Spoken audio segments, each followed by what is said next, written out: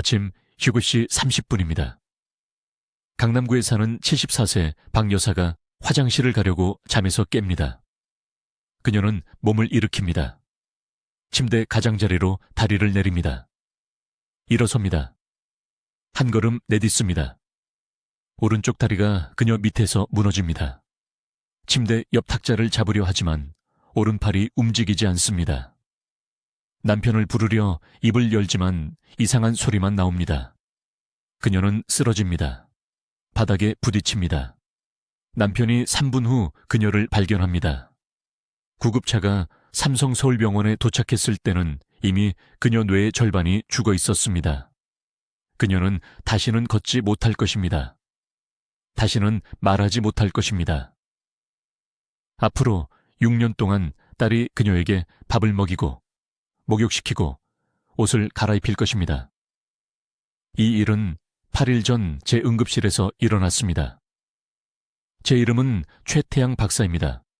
저는 대한민국 서울의 응급의학과 의사입니다. 22년 동안 저는 외상실에 서서 뇌졸중 환자들이 들어오는 것을 지켜봤습니다. 남편을 잃은 아내들의 손을 잡아왔습니다. 어제까지 건강했던 아버지가 오늘 마비되어 누워있는 것을 보며 우는 성인 자녀들을 지켜봤습니다. 그날 아침 식사를 한 환자들의 사망 시각을 선언했습니다. 20년 넘게 저는 개인적으로 4,000건 이상의 뇌졸중 사례를 치료했습니다. 몇 분 만에 파괴된 4,000 가족입니다. 지금 당장 이해하셔야 할 것이 있습니다. 제 응급실에서 뇌졸중으로 사망하는 노인의 85%가 전혀 경고 신호가 없었습니다. 가슴 통증도 없었습니다. 어지럼증도 없었습니다. 두통도 없었습니다. 아무것도 없었습니다. 그들은 건강하게 잠자리에 들었다가 죽어가며 깨어났습니다. 하지만 매일 밤 저를 괴롭히는 진실이 있습니다.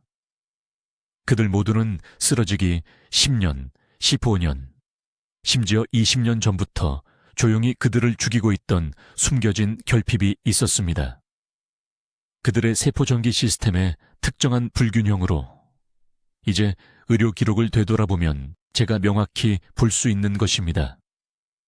매년 정기검진 때마다 주치의들이 완전히 놓친 불균형입니다.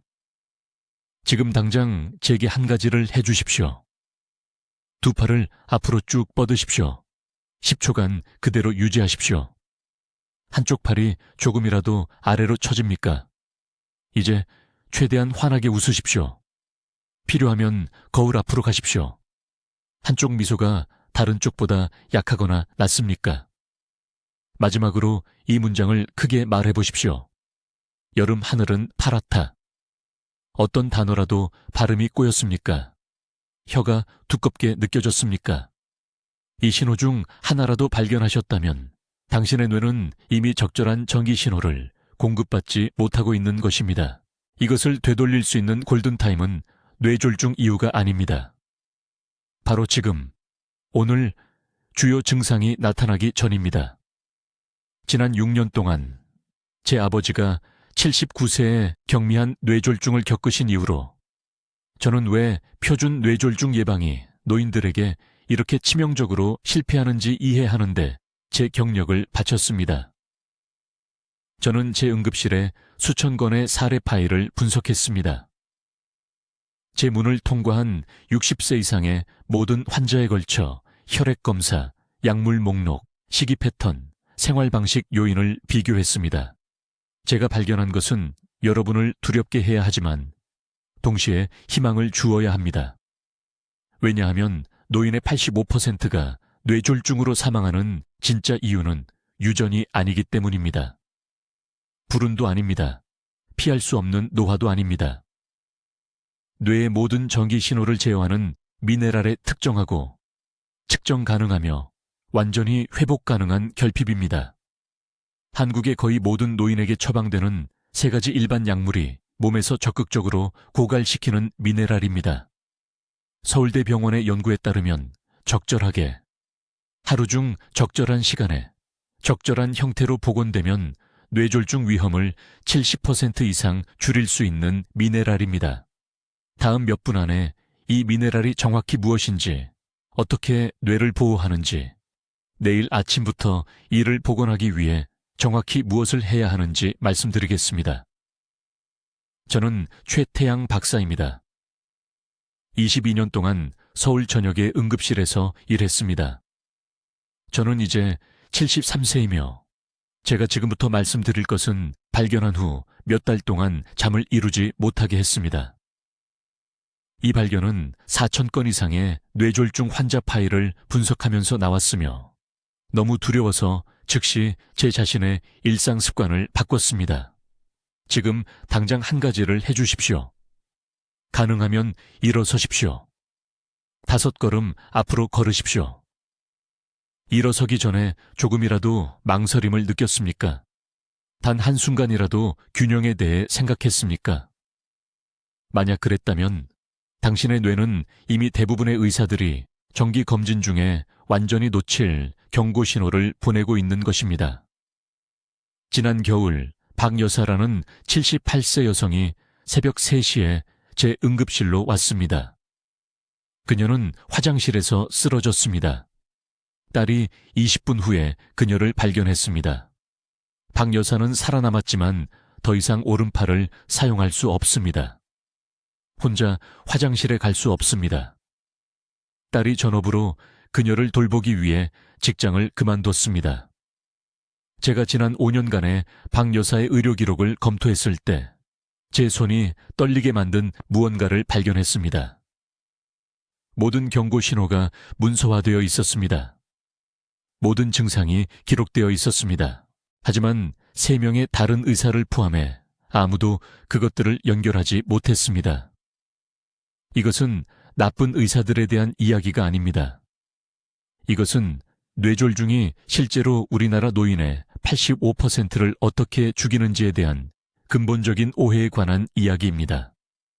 의료 시스템이 잘못된 측정을 보고 있습니다. 우리는 혈압을 확인합니다. 콜레스테롤을 확인합니다. 혈액 희석제를 처방합니다. 하지만 우리는 뇌를 혈전 형성으로부터 보호하는 세포 전기 시스템을 완전히 무시하고 있습니다. 뇌는 전기로 작동합니다. 모든 생각, 모든 심장 박동, 당신이 하는 모든 호흡은 신경세포 사이를 뛰어다니는 전기 신호에 달려 있습니다. 이러한 신호는 올바르게 기능하기 위해 미네랄의 특정 균형을 필요로 합니다. 이 균형이 무너지면 혈관은 위험한 혈전이 형성되는 것을 막을 수 있는 능력을 잃습니다. 혈관벽에 염증이 생깁니다. 자연적인 보호 메커니즘이 작동을 멈춥니다. 그리고 이 과정은 뇌졸중이 발생하기 며칠이나 몇 주 전이 아니라 아무런 이상을 느끼기 수십 년 전부터 시작됩니다. 제가 4,000명의 환자 파일을 분석했을 때 가장 충격적이었던 것은 다음과 같습니다. 치명적인 뇌졸중 환자의 57%가 10년에서 15년 전 혈액 검사에서 정확히 동일한 미네랄 결핍 패턴을 보였습니다.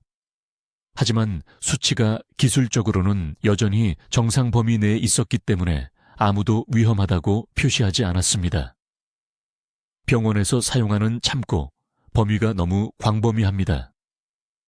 이 범위는 노화되는 뇌조직의 특정 요구사항이 아닌 평균적인 성인을 위해 설계되었습니다. 제가 말하는 미네랄은 마그네슘입니다. 단순히 마그네슘 수치만이 아니라 신경세포의 전기신호를 제어하는 특정 형태입니다. 대부분의 노인들은 세포 마그네슘이 치명적으로 결핍되어 있지만 신체 마그네슘의 99%는 혈류에 떠다니는 것이 아니라 세포 내부에 저장되어 있기 때문에 표준 혈액 검사로는 이를 포착할 수 없습니다. 의사가 혈중 마그네슘 수치를 검사할 때 완전히 잘못된 위치를 확인하고 있는 것입니다. 이러한 결핍은 우연히 발생하지 않습니다. 거의 모든 노인이 경험하는 3가지 매우 흔한 요인 때문에 발생합니다. 첫째, 60세 이후 장흡수 능력이 40% 감소합니다. 둘째, 널리 처방되는 많은 약물이 세포에서 마그네슘을 적극적으로 배출합니다. 셋째, 대부분의 노인이 매일 경험하는 만성적인 저등급 스트레스는 세포 마그네슘을 가속화된 속도로 소모합니다. 그 약물에 대해 구체적으로 말씀드리겠습니다. 역류성 식도염으로 양성자, 범프 억제제를 복용하거나, 혈압 때문에 이뇨제를 복용하거나, 콜레스테롤 때문에 스타틴을 복용하고 있다면 매일 마그네슘을 잃고 있는 것입니다. 이 약들을 중단하라는 말이 아닙니다. 아무도 이러한 부작용에 대해 경고하지 않았고 이를 보상하는 방법을 알려주지 않았다는 것을 말씀드리는 것입니다. 이제 이 미네랄 결핍이 어떻게 내부에서부터 뇌 세포를 파괴하는지 정확한 메커니즘을 보여드리겠습니다. 대부분의 의사들은 새벽 3시 응급실에서 제가 보는 것을 보지 못하기 때문에 이것을 절대 설명하지 않습니다. 뇌의 모든 단일 뉴런 내부에는 작은 채널이 있습니다. 이것을 문이라고 생각하십시오. 이 문은 전기 신호가 통과할 수 있도록 초당 수천 번 열리고 닫힙니다. 이것이 뇌가 손을 움직이라고 말하는 방식입니다. 이것이 손자의 얼굴을 인식하는 방식입니다. 이것이 질식하지 않고 음식을 삼키는 방식입니다. 모든 기능은 이러한 문이 완벽하게 작동해야 합니다. 이 문은 한 가지 미네랄에 의해 제어됩니다. 칼륨입니다. 적절한 칼륨 없이는 이 문이 오작동합니다. 닫혀야 할 때 열려 있습니다. 열려야 할 때 닫혀 있습니다. 전기 신호가 혼란스러워집니다. 그리고 뇌가 적절한 전기 신호를 보낼 수 없을 때 2가지 치명적인 사건이 시작됩니다. 첫째, 뇌동맥의 평활근 세포가 경련을 일으키기 시작합니다. 혈관은 이완되고 열린 상태를 유지하기 위해 지속적인 전기 신호가 필요한 작은 근육 섬유로 둘러싸여 있습니다. 칼륨 신호가 실패하면 이 근육들이 무작위로 수축합니다. 동맥이 좁아집니다. 혈류가 감소합니다. 뇌조직이 산소 부족으로 굶주리기 시작합니다. 하지만 이것을 정말 위험하게 만드는 것은 다음과 같습니다. 이 과정에서 아무것도 느끼지 못합니다. 통증도 없습니다. 경고도 없습니다. 그저 매일 조용히 손상이 축적됩니다. 둘째, 혈소판이 언제 뭉치지 말아야 하는지 감지하는 능력을 잃습니다. 혈소판은 부상을 입었을 때만 응고되어야 합니다. 하지만 혈류의 정기적 환경이 언제 활성화되어야 하는지 알려줍니다. 낮은 칼륨은 잘못된 신호를 생성합니다. 혈소판은 응급 상황이라고 생각합니다. 아무 문제가 없는데도 미세 혈전을 형성하기 시작합니다. 이러한 작은 혈전은 빨대를 통과하는 돌처럼 좁아진 동맥을 통해 흐릅니다. 결국 하나가 중요한 혈관에 박히게 됩니다. 그것이 뇌졸중의 순간입니다. 저는 응급실에서 22년 동안 4,000건 이상의 뇌졸중 사례를 검토했습니다.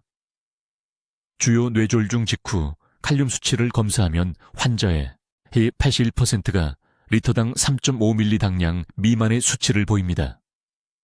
정상 범위는 3.5에서 시작합니다. 하지만 중요한 세부 사항은 다음과 같습니다. 6개월 전 정기 검진에서 의료 기록을 요청하면 칼륨 수치가 정상으로 표시되어 있습니다. 3.6 또는 3.7로 검사되었습니다. 기술적으로 정상입니다. 하지만 간신히 그렇습니다. 신체에는 칼륨 비축량이 없습니다. 전혀 없습니다. 간은 당을 저장합니다. 뼈는 칼슘을 저장합니다. 하지만 칼륨은 매일 식단에서 섭취해야 합니다. 단 72시간 동안 칼륨을 부적절하게 섭취하면 세포문이 작동하지 않기 시작합니다. 제가 치료하는 대부분의 노인들은 필요량의 절반도 안 되는 양을 섭취하고 있습니다. 왜 이런 일이 발생합니까? 3가지 이유가 있습니다. 첫째, 나이가 들면 미각이 감소합니다. 채소나 콩과 같은 칼륨이 풍부한 음식은 맛이 싱겁습니다. 무의식적으로 피하게 됩니다. 둘째, 많은 노인들이 치아 문제나 소화 불편으로 인해 전반적인 음식 섭취를 줄입니다. 음식이 적으면 칼륨도 적습니다. 셋째, 그리고 이것이 숨겨진 살인자인데 일반적인 약물이 신체에서 칼륨을 적극적으로 배출합니다. 매우 구체적으로 말씀드리겠습니다. 고혈압으로 이뇨제를 복용하고 있다면 매일 소변을 통해 칼륨을 배출하고 있는 것입니다. 한국에서 가장 많이 처방되는 이뇨제는 히드로클로로티아지드입니다. 이 약물은 단 2주 만에 칼륨을 리터당 연 0.5ml 당량 감소시킬 수 있습니다. 3.7에서 시작했다면 이제 3.2입니다. 이제 위험지대에 있는 것입니다. 극심한 피로나 심계항진과 같은 명백한 증상을 보이지 않는 한 의사는 칼륨을 다시 검사하지 않습니다. 하지만 그러한 증상이 나타날 때쯤이면 뇌혈관이 이미 수개월 동안 손상되어 있습니다. 두 번째 약물은 역류성 식도염을 위한 양성자 펌프 억제제입니다. 이 약물은 장에서 칼륨 흡수를 최대 40%까지 차단합니다. 세 번째는 관절 통증이나 호흡 문제를 위한 코르티코스테로이드입니다. 스테로이드는 신장을 통한 칼륨 손실을 증가시킵니다. 이 약물 중 두 가지를 함께 복용하는 경우 복용하지 않는 사람에 비해 뇌졸중 위험이 6배 증가합니다. 이것은 제 의견입니다. 이것은 한국국민건강보험 데이터베이스에서 발표된 자료로 8년간 320만 명의 노인을 추적한 결과입니다. 여러분, 아주 중요한 사실을 이해하셔야만 합니다. 바로 이 부분에서 대부분의 의사들이, 심지어 여기 한국에 있는 제 동료들까지도 완전히 잘못 알고 있습니다. 그들은 뼈 건강을 위해 칼슘을 먹으라고 하고 나트륨을 조심하라고 하고 운동하라고 합니다. 하지만 절대로 뇌졸중으로 살고 죽는 것을 좌우하는 미네랄에 대해서는 말하지 않습니다. 저는 마그네슘에 대해 말하고 있습니다. 지금 당장 가슴에 손을 대보세요. 심장 박동이 느껴지시나요? 그 리듬, 온몸의 모든 신경을 통해 전달되는 그 전기 신호는 전적으로 마그네슘에 달려 있습니다. 충분한 마그네슘 없이는 세포가 뇌에 혈액이 원활하게 흐르도록 하는 전기적 전하를 유지할 수 없습니다. 이것은 제 의견이 아닙니다. 이것은 제가 22년간 응급실에서 목격한 세포 생물학입니다. 마그네슘이 임계치 이하로 떨어질 때 여러분의 몸 안에서 무슨 일이 일어나는지 아주 구체적으로 말씀드리겠습니다. 혈관, 특히 뇌에 혈액을 공급하는 작은 동맥들이 경련을 일으키기 시작합니다. 이 혈관을 감싸고 있는 평활근 세포는 이완되기 위해 마그네슘이 필요합니다. 마그네슘 없이는 수축하고 조이고 혈류를 막습니다. 동시에 혈액 자체가 더 걸쭉해지고 끈적거리며 응고되기 쉬워집니다. 마그네슘은 정상적으로 혈소판을 안정시키고 뭉치는 것을 방지합니다. 마그네슘이 고갈되면 혈소판이 공격적으로 변해 뇌로 곧장 쏘아지는 위험한 혈전을 형성합니다. 여기 무서운 부분이 있습니다. 한국의 65세 이상 노인 중 85%가 마그네슘 결핍입니다. 85%입니다. 그런데 아무도 확인하지 않습니다. 보건소에서 받는 일반 혈액검사, 세포 내의 마그네슘을 측정하지 않고 혈류에 떠다니는 것만 측정하는데 이것은 거의 아무것도 알려주지 않습니다. 혈중 마그네슘은 정상이면서 실제로 중요한 세포 내부에서는 심각하게 고갈되어 있을 수 있습니다. 왜 이런 결핍이 발생할까요? 세 가지 이유가 있으며 즉시 메모하셔야 합니다. 첫째, 노화된 신장입니다. 50세 이후 신장은 마그네슘을 효율적으로 재흡수하는 능력을 잃습니다. 음식을 통해 보충하는 것보다 소변으로 더 빨리 배출됩니다. 둘째, 약물입니다. 혈압을 위한 이뇨제, 위산을 위한 양성자 펌프 억제제, 또는 당뇨병 약을 복용하고 계시다면 매일 몸에서 마그네슘을 씻어내고 있는 겁니다. 저는 이런 약을 10년, 15년 동안 복용하면서 마그네슘 고갈에 대해 한 번도 경고받지 못한 환자들을 봤습니다. 제 의견으로는 범죄적 태만입니다. 셋째, 이것은 사람들을 놀라게 하는데 스트레스가 다른 무엇보다 빠르게 마그네슘을 고갈시킵니다. 만성적인 걱정을 경험할 때, 잠을 잘 수 없을 때, 근육이 항상 긴장되어 있을 때, 몸은 가속화된 속도로 마그네슘을 소모합니다. 방출되는 모든 스트레스 호르몬은 기능하기 위해 마그네슘이 필요합니다. 역설적으로 건강에 대해 더 불안할수록 더 많은 마그네슘을 잃습니다.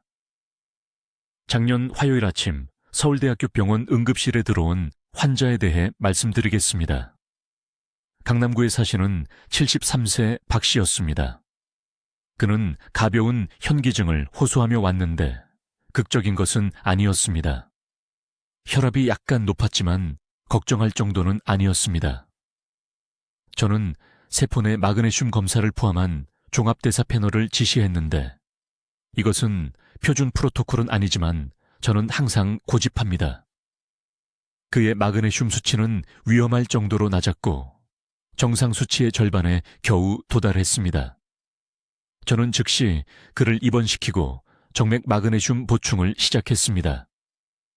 그의 아내가 왜 단순한 현기증에 이렇게 적극적으로 대처하느냐고 물었습니다. 저는 말했습니다. 남편분은 48시간 내에 대규모 뇌졸중이 올 수 있습니다. 지금 심장과 뇌의 정기적 불안정성이 심각합니다. 우리는 그를 3일간 입원시켜 마그네슘을 교정하고 그의 저장량을 고갈시키던 혈압약을 조정한 후 엄격한 보충 프로토콜과 함께 집으로 보냈습니다. 2달 후 박 씨는 감사 카드를 보냈습니다. 그는 자신이 다시는 글을 쓰지 못할 뻔했다는 것을 전혀 몰랐습니다. 그것이 마그네슘입니다. 그것이 지금 이것을 보고 계신 여러분 중 5%의 내부에 있는 조용한 살인자입니다. 이제 가장 중요한 부분에 도달했습니다. 바로 이 순간 여러분의 몸에서 이 필수 미네랄을 조용히 빼내고 있는 3가지 약물입니다. 이 중 하나라도 복용하고 계시다면 매우 주의 깊게 들으셔야 합니다. 여러분의 생명이 이 연결고리를 이해하는 데 달려 있습니다. 응급실에서 보낸 22년 동안 저는 이 패턴이 수천 번 반복되는 것을 봤습니다. 노인이 대규모 뇌졸중으로 들어옵니다. 우리는 약물 목록을 확인합니다. 그리고 거기 있습니다. 건강을 지킨다고 생각하며 수년간 충실히 복용해온 3가지 흔한 약물 중 하나가 하지만 대신 이 약물들이 치명적인 뇌 사건으로 이어진 바로 그 결핍을 만들고 있었습니다. 첫 번째 약물은 이뇨제입니다. 무약입니다. 고혈압이 있는 거의 모든 노인이 이것을 복용합니다. 의사가 체액을 줄이고 혈압을 낮추기 위해 처방합니다. 논리적으로 들리죠? 하지만 그들이 절대 말하지 않는 것이 있습니다. 이 약으로 소변을 볼 때마다 엄청난 양의 마그네슘과 칼륨을 씻어내고 있습니다. 이것들은 뇌세포가 적절한 전기 신호를 유지하는 데 필요한 정확한 미네랄입니다. 이것들 없이는 뉴런이 소통할 수 없습니다. 혈관이 이완될 수 없습니다.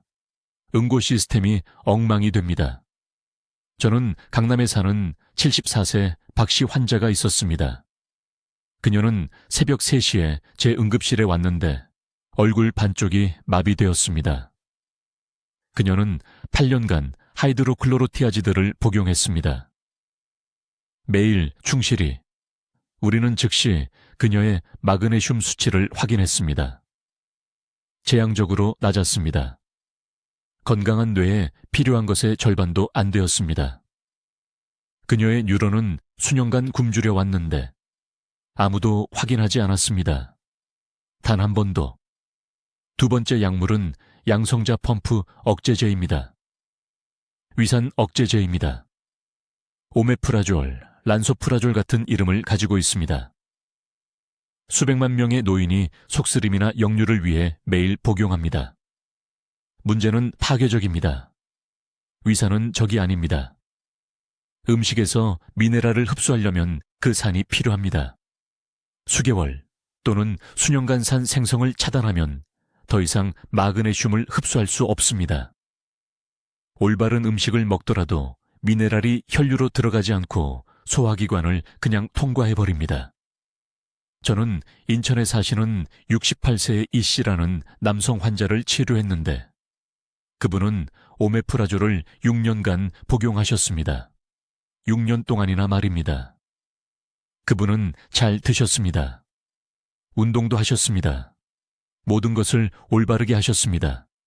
하지만 위장이 드시는 음식을 제대로 처리하지 못해서 뇌는 미네랄 결핍 상태였습니다. 어느 날 아침 강아지 산책을 하시다가 쓰러지셨습니다. 대규모 출혈성 뇌졸중이었습니다. 생존하셨지만 이제 오른팔을 쓰지 못하십니다. 세 번째 약물은 가장 충격적입니다. 스타틴입니다. 콜레스테롤 저하제입니다. 한국의 거의 모든 노인분들이 이것을 복용합니다. 의사들이 사탕처럼 처방합니다. 그런데 스타틴은 매우 위험한 일을 합니다. 우리 몸의 코엔자임 Q10 생성을 방해합니다. 이것은 심장과 뇌세포가 기능하기 위해 필요한 에너지 분자입니다. 충분한 Q10이 없으면 세포의 정의 시스템이 고장납니다. 뉴런이 제대로 작동하지 못합니다. 뇌가 혈전 형성으로부터 스스로를 보호할 수 없습니다. 수원에 사시는 79세의 최 씨 할머니가 계셨습니다. 그분은 아토르바스타틴을 12년간 복용하셨습니다. 서류상으로 콜레스테롤 수치는 완벽해 보였습니다. 담당 의사는 매우 자랑스러워했습니다. 하지만 그분은 말을 하지 못하고 왼쪽을 움직이지 못하는 상태로 제 응급실에 오셨습니다. 코엔자임 Q10 수치를 검사했을 때 거의 감지되지 않았습니다. 그분의 뇌는 10년 넘게 텅 빈 상태로 작동하고 있었던 것입니다. 이제 저는 여러분에게 이런 약들을 끊으라고 말하는 것이 아닙니다. 그것은 위험하고 무책임한 일입니다. 하지만 이 약들이 여러분의 미네랄 균형에 무엇을 하고 있는지 반드시 이해하셔야 합니다. 이 세 가지 약물 중 하나라도 복용하신다면 그것들이 고갈시키는 영양소를 반드시 보충하셔야 합니다. 이것은 선택사항이 아닙니다. 생존의 문제입니다. 지금 바로 약병을 확인해 보십시오. 이뇨제를 복용하고 계십니까? 위산 억제제를 복용하고 계십니까? 스타틴을 복용하고 계십니까? 그렇다면 고위험군에 속합니다. 여러분의 뇌졸중 위험은 불운이나 나이 때문이 아닙니다. 현재 복용 중인 약물이 매일매일 일으키고 있는 예방 가능하고 교정 가능한 미네랄 결핍 때문입니다. 이제 지금 당장 여러분의 몸에서 이 중요한 미네랄을 은밀히 고갈시키고 있는 세 가지 흔한 약물을 밝히겠습니다. 주의 깊게 들으십시오. 이 중 하나라도 복용하고 계시다면 즉시 의사와 상담하여 수치를 모니터링해야 합니다. 첫 번째 약물은 이뇨제입니다. 흔히 물약이라고 알려져 있습니다. 고혈압이 있으시다면 의사가 이것을 처방했을 가능성이 매우 높습니다. 이 약물들은 신장이 혈액에서 과도한 수분을 제거하도록 강제하여 혈압을 낮춥니다. 하지만 알려주지 않는 것이 있습니다. 이 약으로 소변을 볼 때마다 물만 잃는 것이 아닙니다. 소변을 통해 엄청난 양의 마그네슘과 칼륨을 잃고 있는 것입니다. 제 응급실에서 이 약들을 10년, 15년, 심지어 20년 동안 복용한 환자들을 봐왔는데 그중 단 한 명도 이런 미네랄을 보충하라는 말을 들은 적이 없었습니다. 단 한 번도요. 담당 의사들은 진료 때마다 혈압은 체크했지만 미네랄 수치는 절대 확인하지 않았습니다. 뇌졸중 증상으로 응급실에 도착했을 때는 세포 배터리가 완전히 방전된 상태였습니다. 두 번째 약물은 양성자 펌프 억제제입니다. 이것은 역류성 식도염과 속쓰림을 위한 약입니다. 아마 아실만한 브랜드 이름들이 있습니다. 수백만 명의 노인분들이 매일 이것을 복용하며 종종 수년간 복용합니다. 이 약물들은 위의 산 생성을 차단하는 방식으로 작용합니다. 하지만 위산은 적이 아닙니다. 음식에서 미네랄을 흡수하는데 절대적으로 필수적입니다. 충분한 위산이 없으면 드시는 채소에 마그네슘, 마시는 우유에 칼슘이 흡수되지 않고 소화기관을 그냥 통과해버립니다. 매일 미네랄을 섭취하고 있는데도 몸은 미네랄에 굶주리고 있는 것입니다. 이런 위산 억제제를 5년 이상 복용한 뇌졸중 환자들을 수없이 치료했습니다. 마침내 마그네슘 수치를 검사했을 때 위험할 정도로 낮았습니다.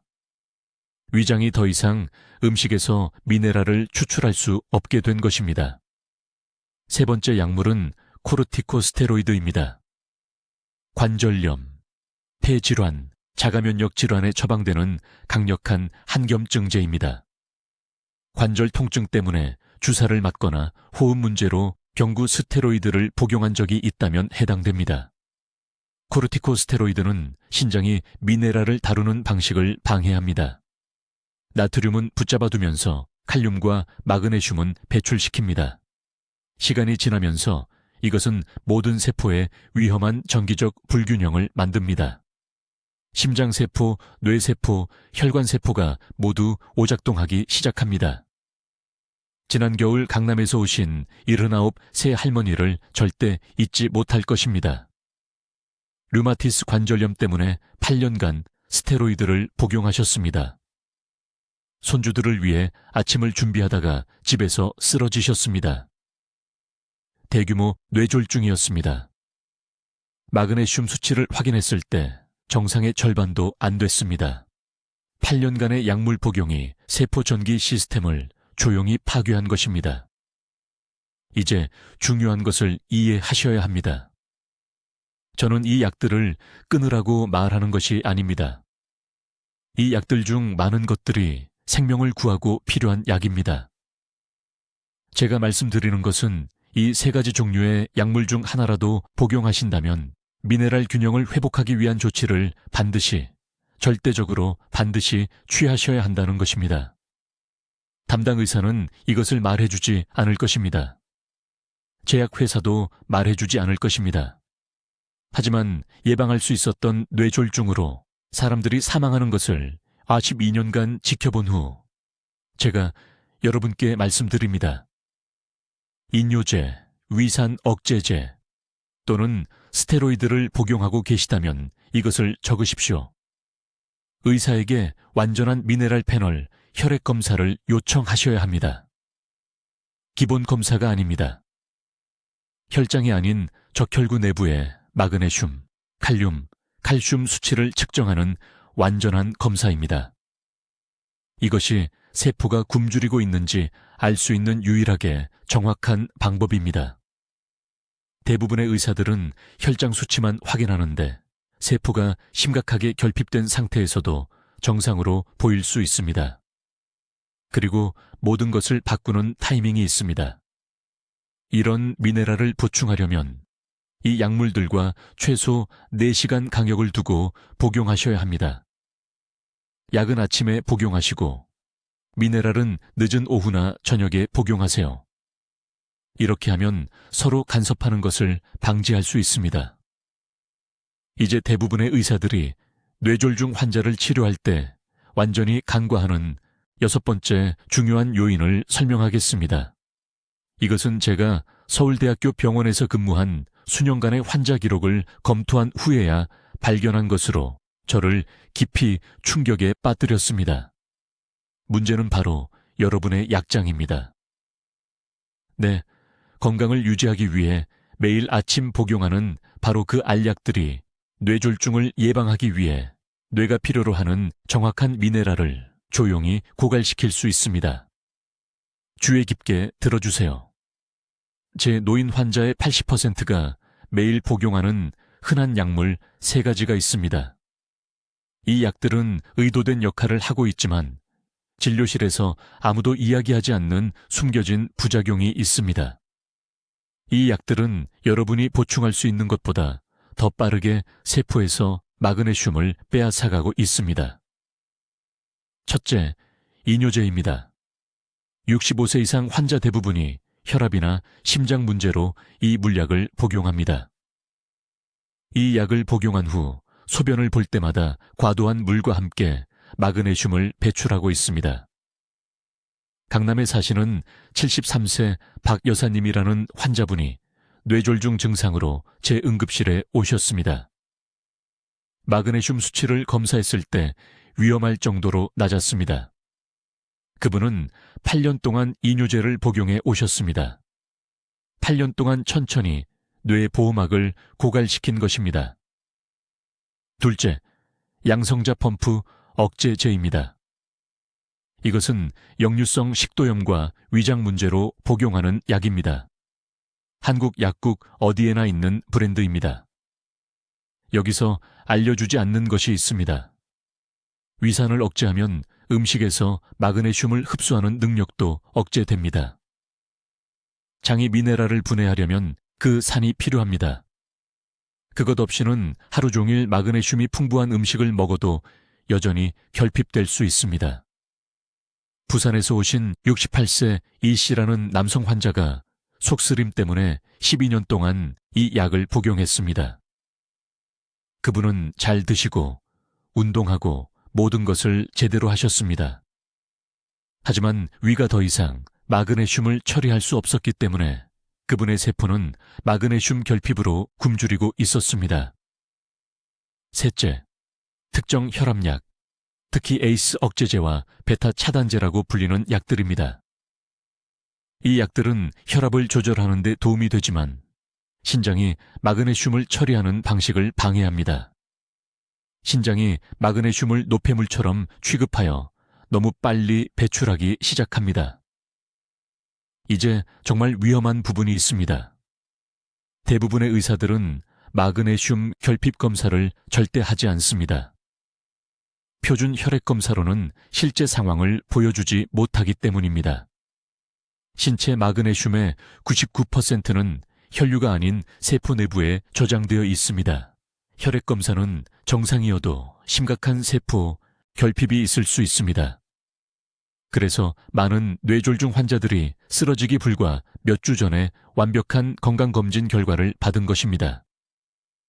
지금 당장 해주셨으면 하는 것이 있습니다. 약장으로 가서 약병을 확인해 보세요. 이 3가지 유형의 약물 중 하나를 복용하고 계신가요?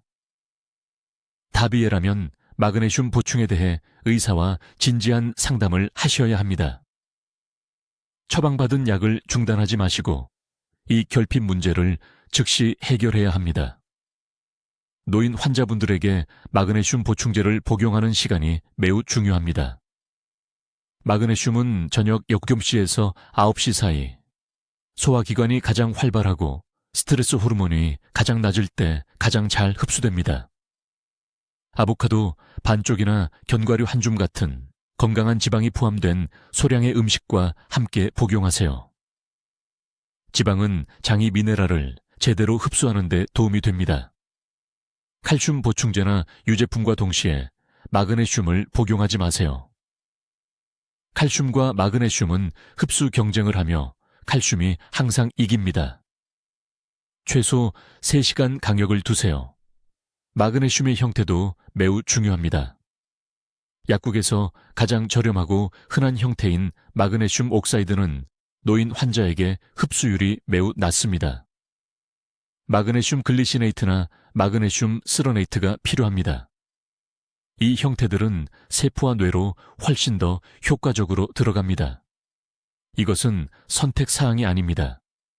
이것은 뇌졸중을 일으키는 혈전이 뇌동맥에 형성되는 것을 막을 수 있는 생사가 걸린 지식입니다. 기다리는 매일이 세포가 위기 모드로 작동하는 또 하나의 날입니다. 이제 여러분 중 일부는 이것이 너무 단순하게 들린다고 생각하실 겁니다. 단 하나의 미네랄 결핍을 고치는 것만으로 정말로 노인 뇌졸중 사망의 85%를 예방할 수 있는지 궁금해 하실 겁니다. 아주 분명히 말씀드리겠습니다. 서울대학교 병원 응급실에서 22년을 근무하고 4,000건 이상의 뇌졸중 사례를 검토한 후 이것은 이론이 아니라고 말씀드릴 수 있습니다. 이것은 우리가 한국에서 매일 보는 문서화된 의학적 현실입니다.